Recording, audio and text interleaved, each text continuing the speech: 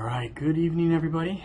Let's see, today's Tuesday, the 27th of March, and boy, did the market get killed today after reversed quite a bit after a huge run-up this morning. Let's take a look at this chart on the an intraday chart of the SPY. All right, here we go, the SPY. So we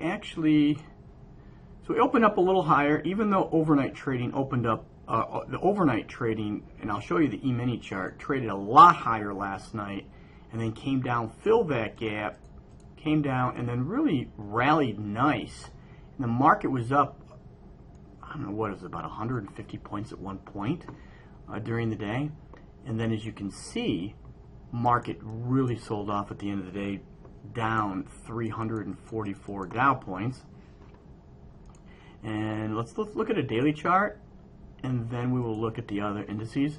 So the S&P, right, basically created an engulfing pattern, right, which is an outside bar, which basically the high takes out the prior bar's high, the low takes out the prior bar's low. We close in the bottom third. So I would expect the market to come back down to retest today's low and potentially test the low that was put on Friday, March 23rd low. And then at that point, it's a matter of, the question becomes, do we move further down to retest this low down in here? That's the big question. So look, this is where the market closed, right?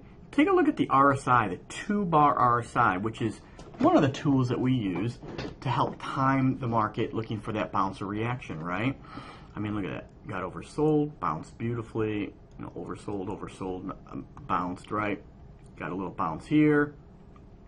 We've been coming down. Pretty much a flat low. Flat troughs rather up. So look at this, where we close. We're nowhere near being oversold right now. We need another big day to the downside to actually get this 2-bar RSI oversold. And that's when I would want to stick my foot in the water, okay? So that's SPY. Let's look at the Russell 2000. Looks very similar. A lot further up from this low, of course. But again, an engulfing pattern on the Russell. Let's look at the Dow, same thing, an engulfing pattern, and the NASDAQ, an engulfing pattern. So all points to a lower market tomorrow. I would think, again, I would expect the market to at least retest these lows. Once we retest those lows, if we can push lower, I'd be looking for opportunities. So let's look at some of the NASDAQ stocks. I mean, look at Amazon, got killed. Big engulfing pattern there. Nvidia, huge. I mean, that's a huge bar. Look at that, from 250 all the way down to 219. So a real big, I mean, a lot of markets got killed today with the overall market.